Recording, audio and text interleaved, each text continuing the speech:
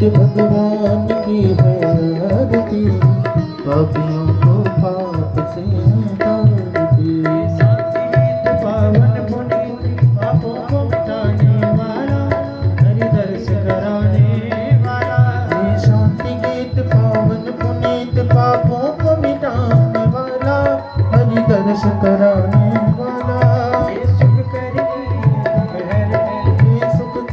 है दुख हरनी, श्री मधुसूदन की आरती, पाप से है श्री भागवत भगवान की है आरती, पापियों को पाप से तारती। ये मधुर बोल जग संग खोल, सन्मार्ग दिखाने वाला, बिगड़ी को बनाने वाला। ये मधुर बोल जगपंथ खोल, सन्मार्ग दिखाने वाला, बिगड़ी को बनाने वाला। सिया राम यही घनश्याम यही, सिया राम यही घनश्याम यही, श्री राम यही घनश्याम यही। प्रभु राम की आरती, पापियों को पाप से है आरती, भागवत भगवान की आरती, पापियों को पाप से है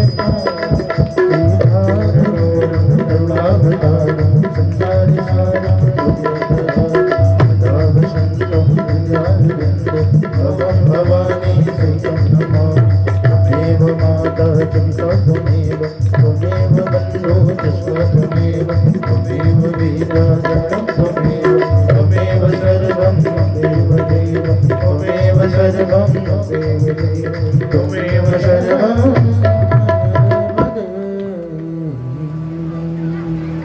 औरर्तिकं जलेन शीतलीकरणं आत्माहिनीवानं वन्दनम्। आरती लेके प्रणाम करेंगे। भागवत भगवान को प्रणाम करके अपने स्थान पर बैठ जाएं सभी भक्तगण।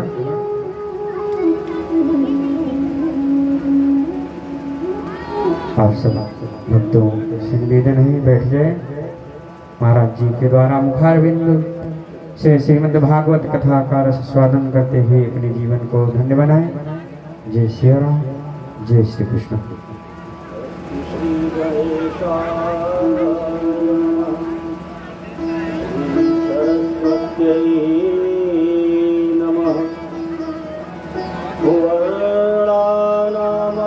संघानां रसानां छन्दसामपि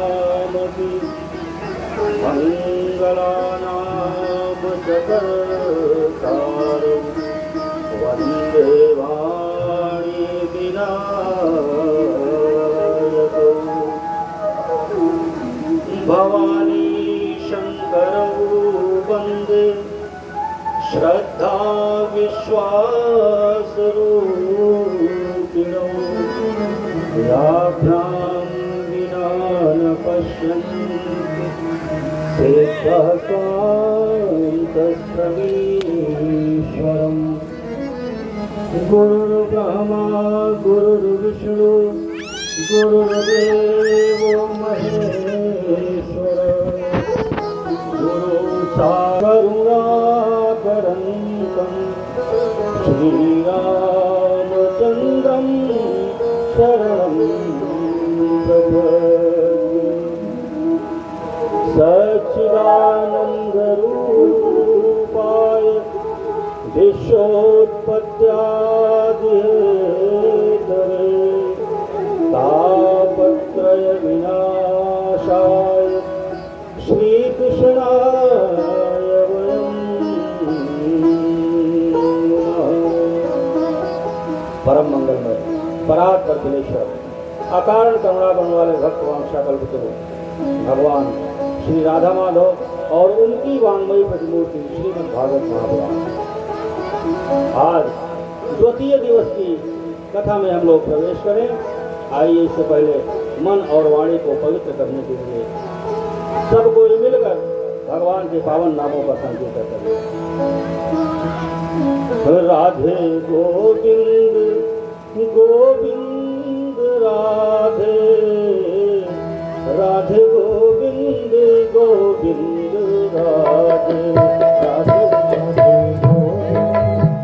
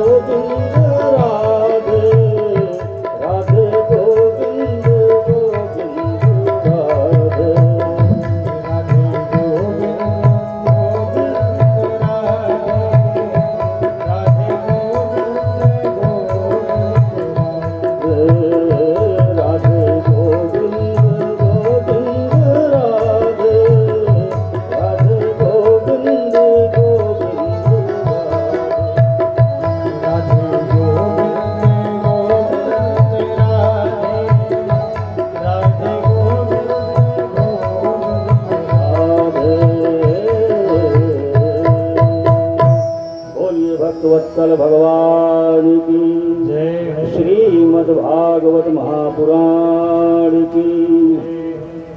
कल हम लोगों ने भागवत के महात्म की कथा का श्रवण किया। आज हम लोग श्रीमद् भागवत के प्रथम स्कंद में प्रवेश करते हैं। प्रथम अध्याय में जन्माद्यस्य यतोन्मयाधिकरतश्चार्थेष्वभिज्ञानस्वराट् तेने ब्रह्महृदाययाति कवये मुह्यन्ति यत्सूरयः तेजो वारिमृदां यथा विनिमयो यत्र त्रिसर्गो मृषा धाम्ना स्वेन सदा निरस्तकुहकम्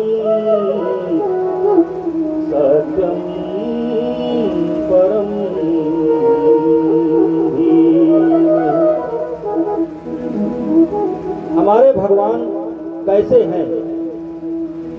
जो जन्म, पालन और संहार करने वाले हैं, जिनका काम यही है। एक ही ब्रह्म अपने को तीन रूप में विभक्त करता है। एक ब्रह्म है। वेद भगवान कहते हैं कि एको ब्रह्म द्वितीयो नास्ति। वही शंकर बनकर संहार करता है, ब्रह्मा बनकर जनता है और विष्णु बनकर पालन करता है। जन्म, पालन और संहार। अब ये है कि हमको देखने में अलग अलग लगते हैं तीन, लेकिन मूलतः एक ही के तीन अंश हैं। एक ही ब्रह्म है। वही कभी राम के रूप में अवतरित होता है, कभी कृष्ण के रूप में अवतरित होता है। जितने भी हम 33 कोटि देवी देवताओं का यजन पूजन करते हैं, वो सब ब्रह्म के ही अंश हैं। तो उसका काम है कि अपने को समयानुसार विभिन्न स्वरूपों में विभक्त कर इस संरचना को करना, इसका पालन करना। तो वो ब्रह्म जो है हमारे भगवान कन्हैया जन्म, मृत्यु, पालन सबके हेतु है। अब भगवान की माया को कौन पार पा सकता है? भगवान मायापति हैं। तो बड़े बड़े जो विद्वान, अमलात्मा, विमलात्मा, महात्मा अपने को समझते हैं, वो भगवान की माया को समझ नहीं पाते, क्योंकि भगवान मायापति हैं और उन्हीं की माया के द्वारा हम लोग नाचते हैं। जैसे भगवान की इच्छा होती है वैसे ही हम लोग करते हैं। सब ही नचावही राम गोसाई, सब ही देखिए, कथा का आनंद लीजिए। जब आप मन से सुनेंगे तभी आपको भी आनंद आएगा और हमको भी मजा आएगा। जितने आनंद से आप सुनेंगे उतने आनंद से हम सुनाएंगे। आप सुनने की क्षमता रखिए। हमारे पास प्रभु ने सुनाने की आपको बहुत क्षमता दी है, कोई दिक्कत नहीं है। सब ही नचावही राम गोसाई, सब ही नचावही राम गोसाई, नाचै नर मरकट की नाई, नाचै नर मरकट की नाई, नाचै नर मरकट की नाई, नाचै नर मरकट की नाई। हम लोग बचपन में बहुत मदारी का खेल देखे हैं। गर्मियों के मौसम में अक्सर हम लोगों के यहाँ तो ले जाते थे। उनके इशारे पर कभी दूल्हा बन जाता था तो कभी बराती।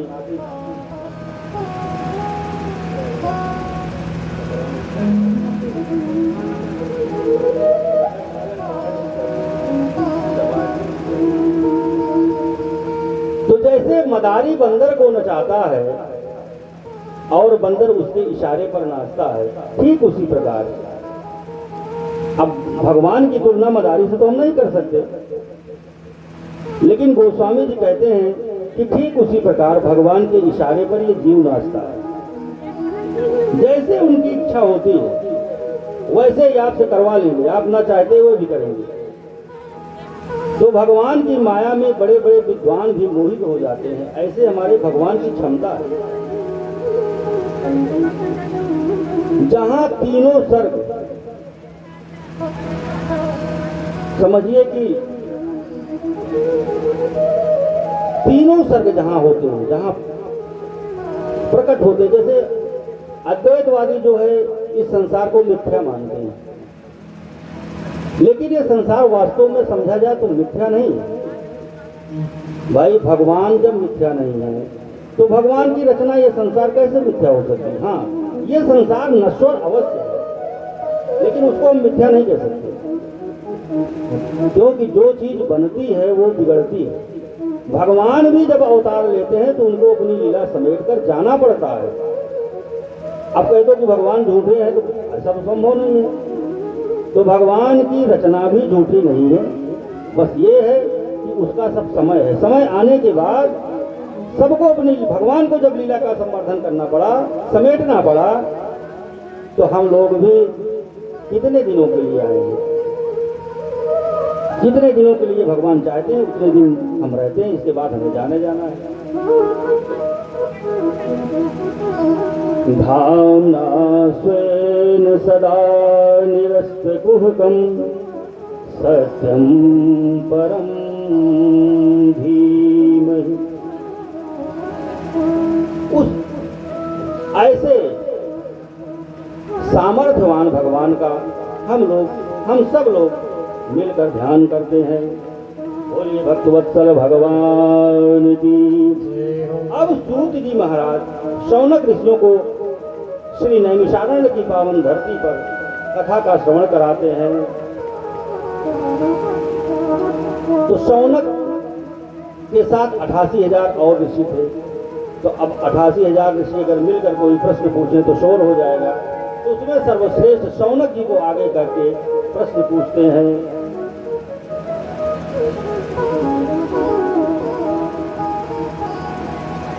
प्रश्न करते हैं कि भगवान धरती पर किस लिए आए। 7 प्रश्न करते हैं। तत्र तत्राञ्जना सायुष्यं भवतायज्ञनिश्चितम्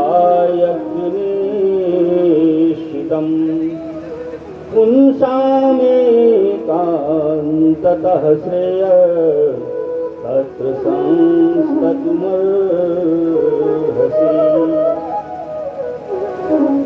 हे भगवान, आप कृपा करके बतलाइए कि कलयुग के जीवों की बुद्धि जो है वो हमेशा एकाग्र नहीं रहेगी, विचलित रहेगी। तो अब ये बताइए कि उनके परम कल्याण का सहज साधन क्या है? पहला प्रश्न हुआ। दूसरा है कि शास्त्र बहुत है हमारे यहाँ। देखिए बहुत शास्त्र है, 18 पुराण, 4 वेद, महाभारत, उपनिषद, गीता। तो अब इतना तो कोई अध्ययन कर नहीं सकता, तो शास्त्रों का सार क्या है, किसका अध्ययन करेंगे? तीसरा प्रश्न ये था कि भगवान श्री कृष्ण और बलराम जी ये देवकी के गर्भ से और माता रोहिणी के गर्भ से क्या करने के लिए प्रकट हुए। चौथा प्रश्न है कि भगवान की लीला कथाओं का वर्णन करिए। 5वां प्रश्न अवतार कथा, कितने अवतार हैं, उन अवतार कथाओं का वर्णन करिए। और 6ठा प्रश्न किया कि भगवान ने बहुत ऐसे कर्म किए जिन पर जीव को विश्वास नहीं होता, मानव को विश्वास नहीं होता, तो उन लीलाओं कथाओं का वर्णन करिए। और अंत में ब्रोहिएकेश्वरे कृष्णे ब्राह्मणे धर्मवर्मणि स्वाम काष्ठा मधुलोकेते धर्महकं शरणं गता। जब भगवान इस धराधाम से अपनी लीला को समाप्त करके परम धाम गए, तब धर्म किसकी शरण में गया? ये 7 प्रश्न किए, 7 दिन की कथा। एक एक दिन की कथा में सुखदेव जी भगवान ने एक एक प्रश्न का उत्तर दिया।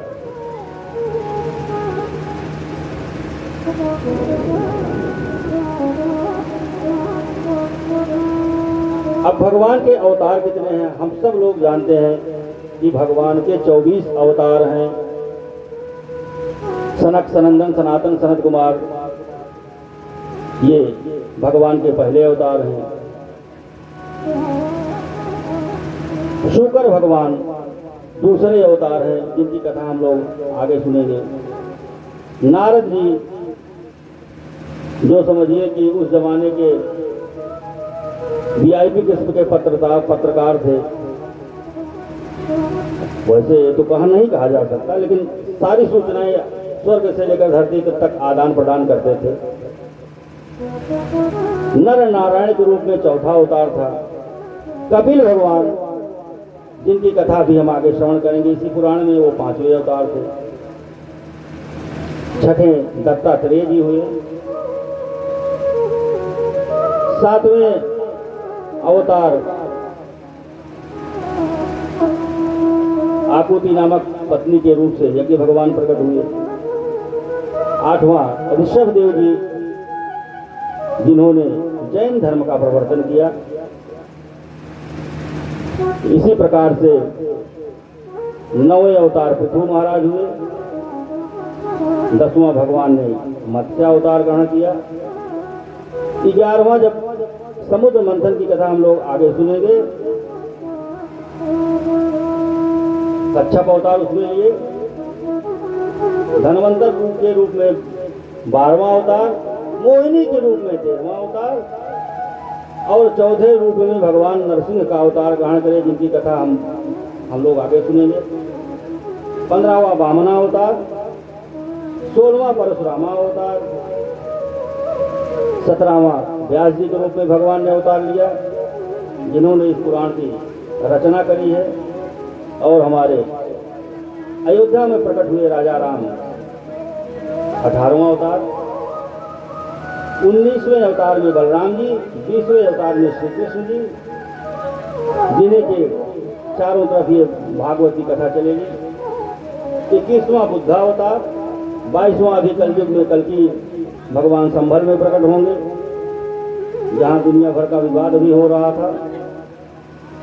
23वां और 24वां हंस और है, जो मुख्य रूप से ये 24 अवतार कहेंगे।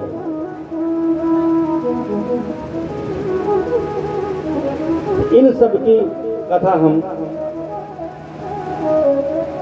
धीरे धीरे आपके 7 दिन में हम श्रवण करेंगे।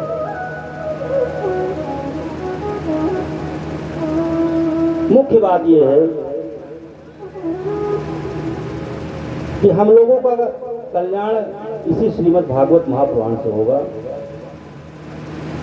और प्रेरणा हमको कहां से मिली, कहां से मिलती है भागवत सुनने की प्रेरणा? कल हम लोगों ने आपसे कहा था कि संतों के कारण हमें सद्बुद्धि आती है, उनका सानिध्य जो है हमारे लिए बहुत महत्वपूर्ण है। बिना संतों के हम कुछ कर नहीं सकते। आदमी, मनुष्य का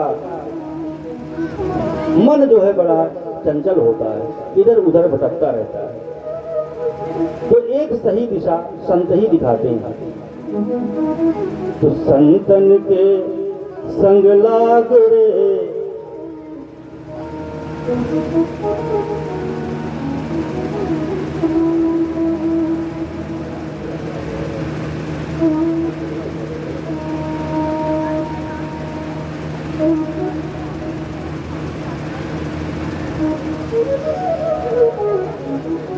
संतन के संग लाग रे, तेरी अच्छी बनेगी। संतन के संग लाग रे, तेरी अच्छी बनेगी। संतन के संग लाग रे, तेरी अच्छी बनेगी। सत्संग के संग लागे तेरी अच्छी बनेगी। अच्छी बनेगी तेरी बिगड़ी बनेगी।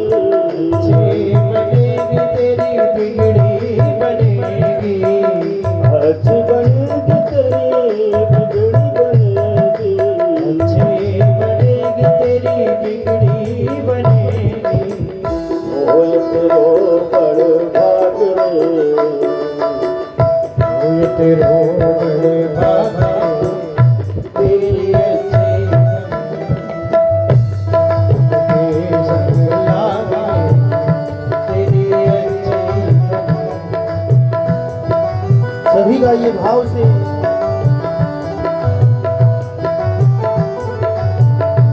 हरि बोल।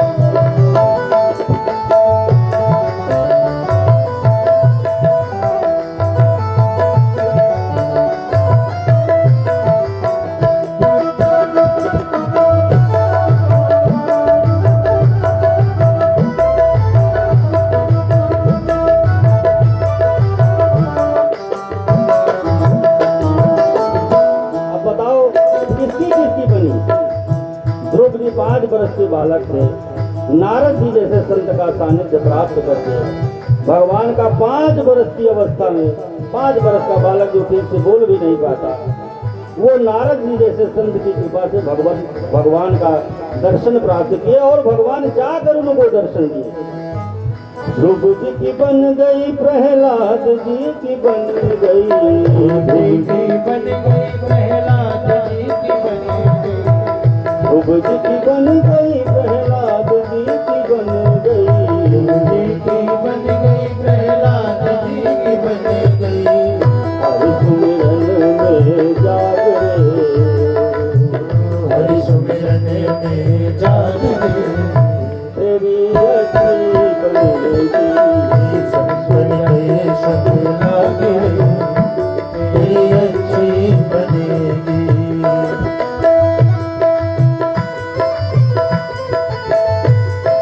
राधे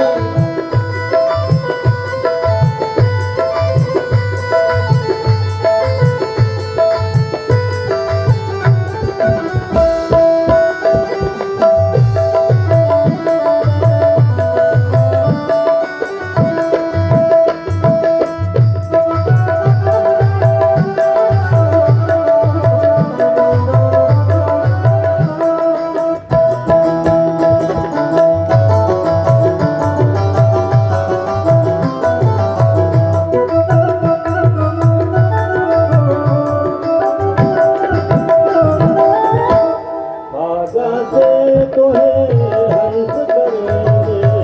भागा से तुम्हें हंस करेंगे। भागा से तुम्हें हंस करेंगे। भागा से तुम्हें हंस करेंगे। मिट जाए उड़ते दाग मिट जाए उड़के दाग रे।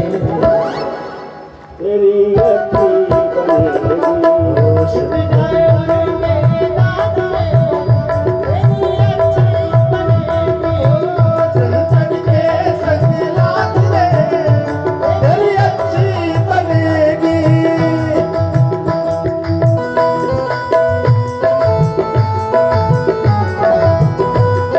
हरि बोल।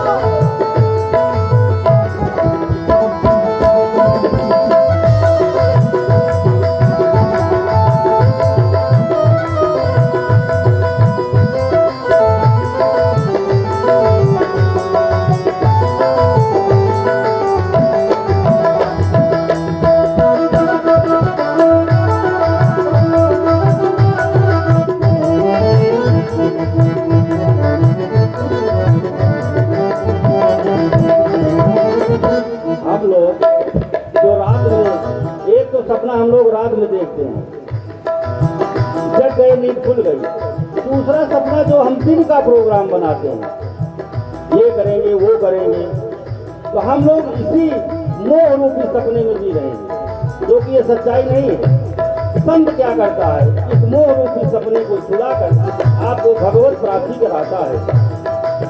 मोह निशा में बहुत दिन सोए, मोह निशा में बहुत दिन सोए, मोह निशा में बहुत दिन सोए, मोह निशा में बहुत दिन सोए, बहुत दिन सोए, अनेक दिन सोए, बहुत दिन सोए, दिन सोए, मोह निशा में बहुत दिन सोए, मोह निशा में बहुत दिन सोए, जाग सके तो अब जाग रे, जाग सके तो अब जाग रे, मेरी अच्छी बनेगी संतन के संग लाग रे, मेरी अच्छी बनेगी संतन के संग लाग रे, मेरी अच्छी बनेगी संतन के संग लाग रे, मेरी अच्छी बनेगी संतन के संग लाग रे, मेरी अच्छी बने, मेरी बिगड़ी बने, मेरी किस्मत बने, मेरी बिगड़ी बने, मेरी अच्छी बनेगी। बोलिए भक्तवत्सल भगवान की, जय हो, आंवले सरकार की। जय हो। एक बार की बात है, व्यास जी अपनी सम्यप्रास नामक कुटिया में बैठे थे। मन में बड़ा असंतोष था। 17 पुराणों की रचना कर डाली, महाभारत की रचना करी, वेद के 4 विभाग किए, पर मन को संतोष नहीं था। ऐसे वीतरागी महात्मा जो भगवान के स्वयं अवतार हैं, मन बड़ा विकल है। नारद जी ने उनकी कुटिया में आए, पूछा कि भगवान आपका मन इतना उदास क्या कारण है? आप तो बड़े विद्वान हैं, स्वयं भगवान के अवतार हैं, लेकिन आपका मुखमंडल बड़ा उदास है। व्यास जी ने कहा कि नारद जी, मुझे लगता है कि आज तक मैंने कुछ किया ही नहीं है। नारद जी ने कहा कि व्यास जी, आपने अभी तक महाभारत में सगे संबंधियों को बहुत उनकी कथा का वर्णन किया है। शायद आपने भगवान की कथा का वर्णन अभी उतना नहीं किया जितना आपको करना चाहिए। जिस उद्देश्य से आप इस धरती पर पधारे हैं, वो काम आपने नहीं किया। व्यास जी ने कहा कि मैं तो बहुत बूढ़ा हो गया हूं, अब मुझसे और कुछ नहीं हो पाएगा। नारद जी कहते हैं कि देखिए, मुझको देखिए, मैं पूर्व जन्म में एक दासी का पुत्र था। दासी पुत्र होने के कारण एक दिन की बात है, अहम पुरातीत भवे भवम मुने दास्यास्तु कस्याश्चन वेदवादिनां निरूपितो बालक एव योगिनां शुश्रूषणे प्राविश निर्विवेक्षितां। पूर्व जन्म में मैं एक दासी का पुत्र था। मेरी माँ एक दासी थी। मेरे को लेकर संतों के पास आई, अपना जीवन यापन करने के लिए महात्मा जी के पास आई। महात्मा जी ने सेवा करने के लिए मेरी माँ को रख लिया। चातुर्मास करने के लिए कुछ संत महात्मा उस आश्रम पर आए। मैं छोटा सा बालक क्या जानता था, लेकिन उन्हीं की सेवा में हमको लगा दिया गया। दिन रात मैं संतों की सेवा करता, उनके मुख से भगवान की कथा का श्रवण करता। उनके पत्तल में जो कुछ जूठन बच जाती, उसी को प्रसाद समझकर मैं पान करता। धीरे धीरे मेरा भगवान के मन में, भगवान के प्रति मेरा मन आसक्त हुआ। भगवान की महिमा, उनका गुण धाम जानकर मुझे उनसे धीरे धीरे प्रेम होने लगा। चातुर्मास समाप्त हुआ। जब महात्मा जाने लगे तो मैं सोचा कि मैं भी इनके साथ जाऊं, लेकिन मैं अपनी माँ का इकलौता सहारा, माँ ने मुझे जाने नहीं दिया। एक दिन की बात है, एकदा निर्गतां गेहा दुहन्तीं निशिगां अवधि सर्पोदशत्पदास्पृष्टः कृपणां कालिनोदिता। एक समय ऐसा आया कि मेरी माँ गाय ढूंढने जा रही थी। रात के अंधेरे में उसको सांप ने डस लिया। मेरी माँ की मृत्यु हो गई। एक पल को तो मेरी माँ के जाने पर मुझे बड़ा कष्ट हुआ, पर मैं सोचा कि अब मुझे कोई बाधा नहीं है। अब मैं संतों के बताए हुए रास्ते पर चलूंगा और भगवत भजन करके भगवान को प्राप्त करूंगा।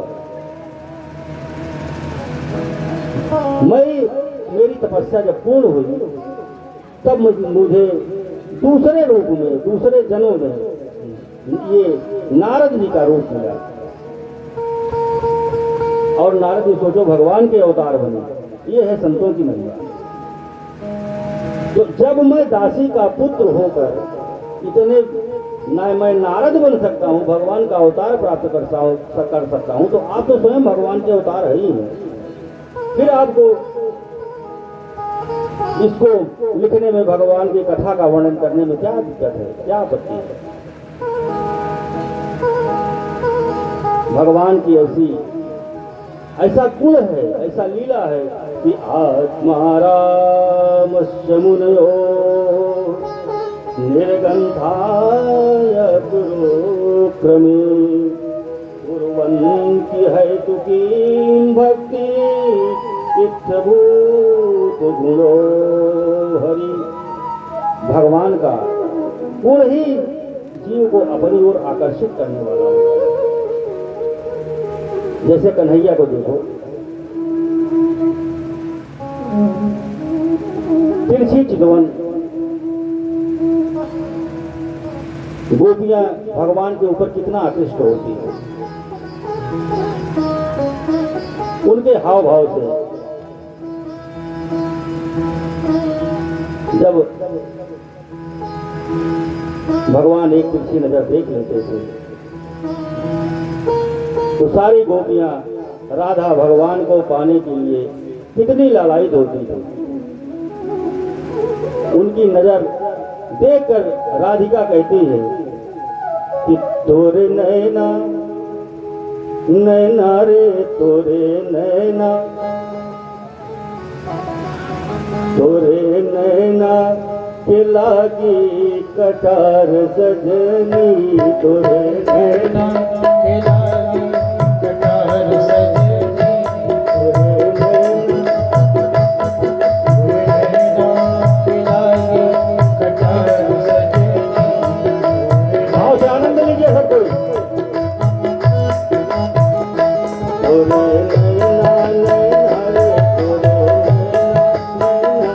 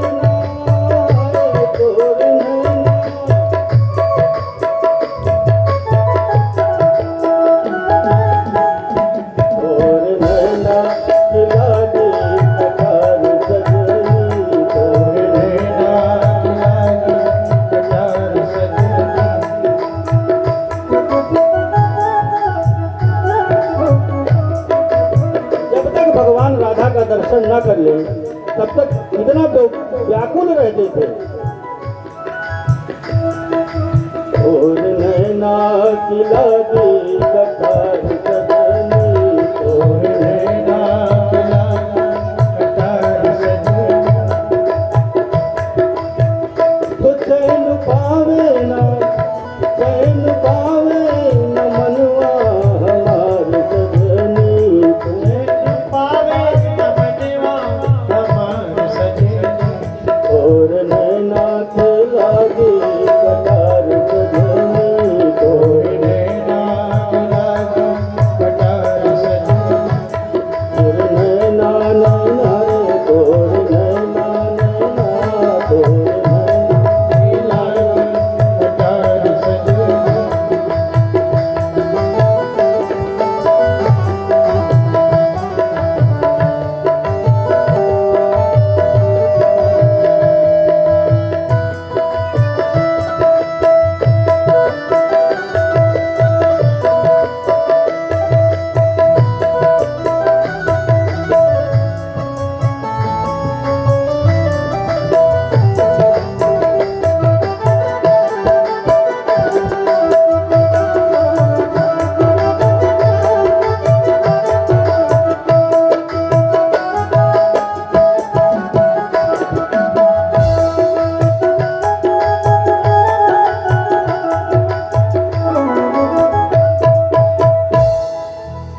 अब हम थोड़ा सा आपको, क्योंकि परीक्षित अभिमन्यु के पुत्र हैं, इसलिए समझने के लिए महाभारत की तरफ चलते हैं। सब लोगों ने देखा ही होगा महाभारत का सीरियल। महाभारत का युद्ध लगभग समाप्त है। दुर्योधन की जंघा तोड़कर भीम ने उसको छोड़ दिया। इधर अश्वत्थामा, गुरु द्रोणाचार्य का जो पुत्र था अश्वत्थामा, वो द्रौपदी के 5 पुत्रों को आता है, वो लेटे रहते हैं, उनको पांडव समझकर तलवार से मार देता है। सुबह जब देखती है, आज भगवान देखिए, यही है भगवान की लीला। पांडवों के शैया पर आज उनके पुत्रों को भगवान बिठा देते हैं और उनको लेकर विजय की रात्रि का उत्सव मनाने के लिए निकल जाते हैं। ये है काल, काल का असर यही है। जिस समय जिस घड़ी जिसको इस धराधाम को छोड़कर जाना है, भगवान वैसे ही उसकी व्यवस्था कर देता है। अबोध बालक 5 को अश्वत्थामा मार देता है। सुबह जब द्रौपदी देखती है, अब सोचो जिसके 5 नाबालिग बेटे मृत्यु को प्राप्त हो, वो कितना कष्ट उसका होगा। माता शिशूनां निधनं सुतानां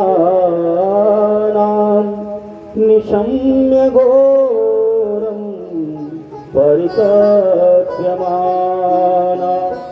तदा त्वाश्वकलाकुलाक्षी तां सांत्वयन्नाह किरीटमाली। द्रौपदी को केवल देखकर अर्जुन उनको सांत्वना देते हैं कि आप घबराइए मत, मैं आपके पुत्रों के हत्यारों को जहां कहीं होगा मार के ले आऊंगा। अब सोचो कि अभिमन्यु की जो विधवा उत्तरा है, उसके गर्भ में यही परीक्षित पड़ रहे थे। अर्जुन अश्वत्थामा सोचा कि जब मैं इसको भी मार दूं, तब जाकर पांडवों का वंश ही नष्ट हो जाएगा, और उसने ब्रह्मास्त्र चला दिया। कृष्ण कृष्ण महाबाहो भक्तानाम भयंकरम त्वमेको दह्यमानानाम अपवर्गोऽसि संसृते। अब भगवान करें क्या? भगवान ने उस बालक को गर्भ में जाकर भगवान ने उसकी रक्षा की। उत्तरा तो परेशान हो गई। जब उसने ब्रह्मास्त्र चलाया तो उसकी ज्वाला से इतनी वेदना हुई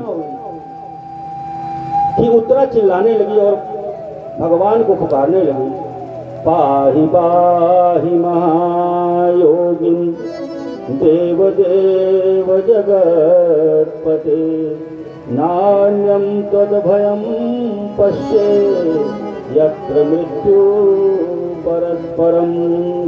हे प्रभु, मैं मर जाऊं मुझे कुछ ना हो, पर मेरे इस गर्भ की रक्षा करिए आप। अब गर्भ की रक्षा होगी तभी जब माँ की रक्षा होगी। अगर उत्तरा ने सोचा कि अगर मेरा गर्भ बच जाएगा तो कम से कम पांडवों का वंश तो आगे बढ़ जाएगा, नहीं तो यहीं से पांडवों का भी अंत हो जाएगा। भगवान स्वयं अंगूठे के बराबर रूप धारण कर उत्तरा के गर्भ में प्रवेश करते हैं और उस नन्हे से बालक की रक्षा करते हैं। सोचो कितना भाग्यवान रहा होगा वो बालक जिसको भगवान गर्भ में दर्शन देने के लिए माँ के गर्भवास समम दुखम न भूतो न भविष्यति, गर्भ में कितना कष्ट होता है, लेकिन वो ऐसा बालक भगवान दर्शन देने के लिए स्वयं उसके गर्भ में गए और जाकर उसकी रक्षा करी। कुंती माता कहती है कि प्रभु, जब जब मेरे ऊपर विपदा आई तब तब आपने मेरा साथ दिया। नमस्ते पुरुषम त्वाद्यम ईश्वरम प्रकृते परम अलक्ष्यम सर्वभूतानां अंतर्बहिर्वस्थितम। हे प्रभु, आप सब विषयों में अंदर और बाहर दिखे या न दिखे, पर आप ही का रूप हर जगह विराजमान होता है। और प्रभु, इतने कष्ट हुए, इतने साथ हुए, देखिए भगवान की आराधना, भगवान का नाम हम संकट के समय में ही लेते हैं। दुख में सुमिरन सब करे, सुख में करे न कोई, जो सुख में सुमिरन करे तो दुख काहे को। पर हमारी ऐसी है, भगवान की माया ऐसी है कि हमको भुला देती है। जब हमारा दिन बन जाता है तो हम पहले भगवान को भूलते हैं, क्योंकि हमें बाद में कष्ट भोगना होता है। इसलिए माया की प्रेरणा से हम भगवान को भूल जाते हैं। अगर हम भगवान को बराबर याद करते रहें तो हमें कष्ट का अवसर ही नहीं आएगा। कुंती कहती हैं कि भगवान, देखिए भगवान कृष्ण के वैसे तो कुंती बुआ लगती हैं, पर वो हमेशा भगवान के रूप में ही मानती हैं। कहती हैं भगवान, अगर दुख में ही आपकी याद आती है तो मैं ऐसे सुख को क्या करूं कि आप ही को भूल जाऊं, वो सुख मेरे से जाए, और वो दुख रहे जिसमें आपकी याद बराबर आती है।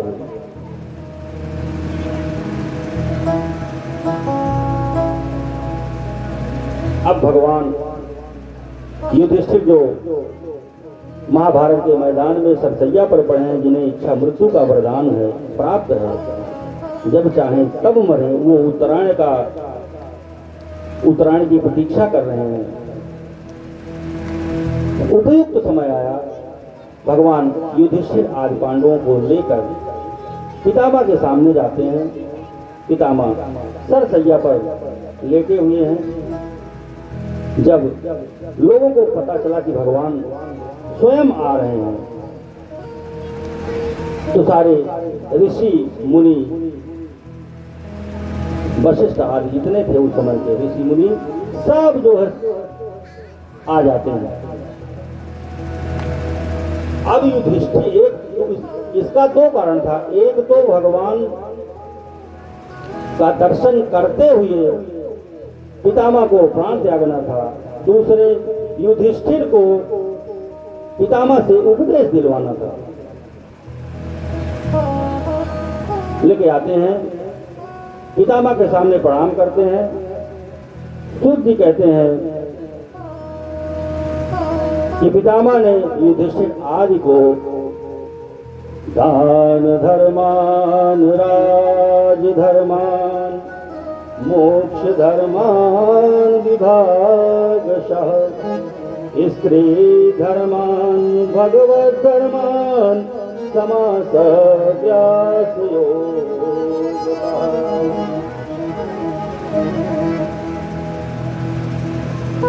दान धर्म के विषय में राजधर्म, मोक्ष धर्म, स्त्री धर्म और भगवत धर्म के विषय में जितने उपदेश थे सबको देखिए, विचार जो थे वो सब भगवान के थे, कृष्ण के, लेकिन मुख था पितामह का। क्योंकि अगर श्रेष्ठ जन गुरुजन अगर कोई बात कहते हैं तो उसका ज्यादा असर है।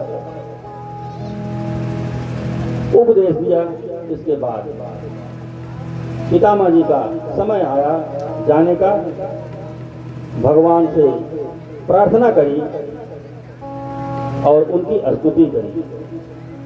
इतिमति रूप कल्पिता वितृष्णा भगवती सात्वत पुंगवे विभूमि। इतिमति रूप कल्पिता वितृष्णा भगवती सात्वत पुंगवे विभूमि। स्वसुमुख भक्ते क्वचित् तुहरति प्रकृति मुए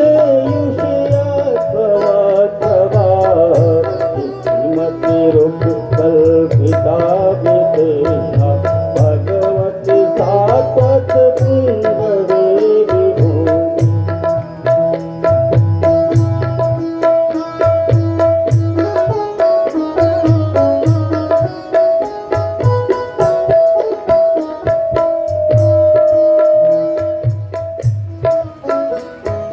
त्रिभुवन कमलं तमालवर्णं, त्रिभुवन कमलं तमालवर्णं, रविकर गौरवराम्बरं दधामि।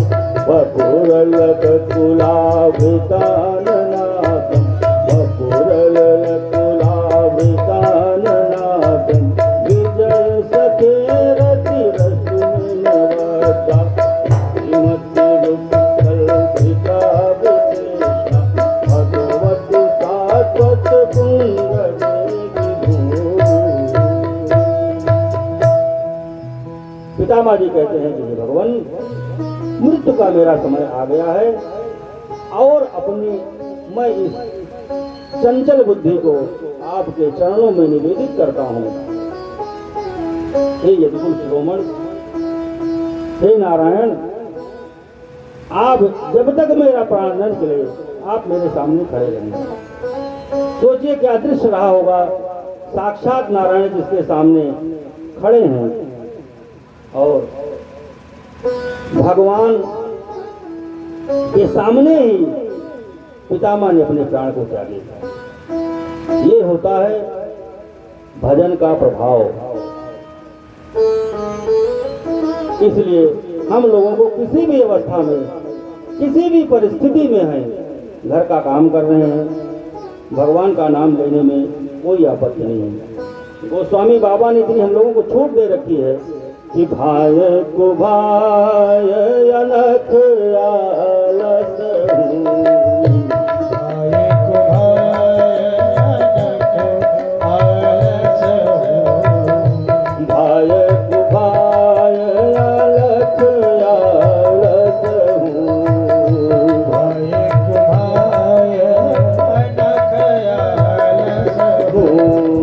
नाम जपत मंगल दिशि दसहु, नाम जपत मंगल दिशि दसहु। तो इतना छूट हमको मिल गई है कि हम अपने आराध्य का नाम किसी भी परिस्थिति में ले सकते हैं, तब भी हमको तकलीफ होती है। इसलिए भगवान का नाम किसी भी परिस्थिति में लेते रहना चाहिए, जो कि कल्याण का हमारे सबसे बड़ा कारक बन सकता है। जो करते रहोगे भजन धीरे धीरे। देखो भगवान जो है, भगवान को जगत पिता और जगतपति दोनों कहा जाता है। पुरुष देखो इस सृष्टि में एक ही है, वो है नारायण। ये तो हमारे यहाँ पुरुष और स्त्री का जो संबंध है ये लौकिक संबंध है। बाकी जो संबंध है जीवात्मा परमात्मा का, वो परमात्मा ही पुरुष है, बाकी सब स्त्रियां हैं। तो उसको प्राप्त करने के लिए हमको भजन करना ही पड़ेगा। जो करते रहोगे भजन धीरे धीरे, भजन धीरे धीरे, तो मिल जाएगा वो भजन धीरे धीरे। रहोगे भजन धीरे धीरे, भजन धीरे धीरे, तो मिल जाएगा वो सजन धीरे धीरे। रहोगे भजन धीरे धीरे, तो मिल जाएगा वो सजन धीरे धीरे।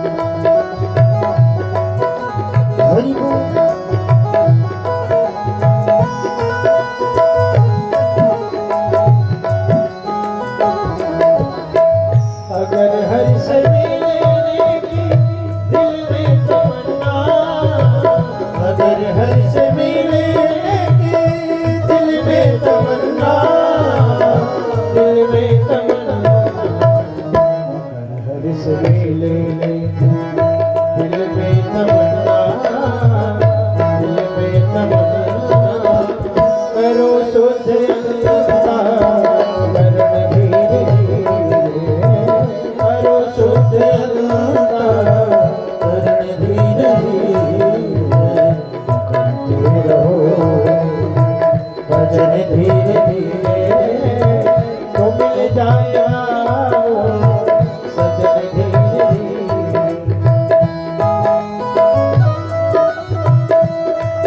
भाव से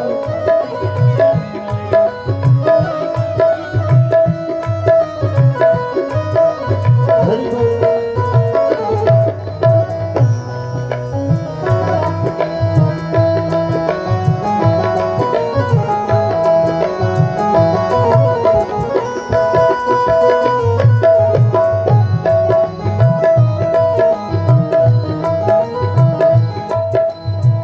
कोई काम दुनिया में मुश्किल नहीं है, कोई काम दुनिया में मुश्किल नहीं है, कोई काम दुनिया में मुश्किल नहीं है, मुश्किल नहीं है।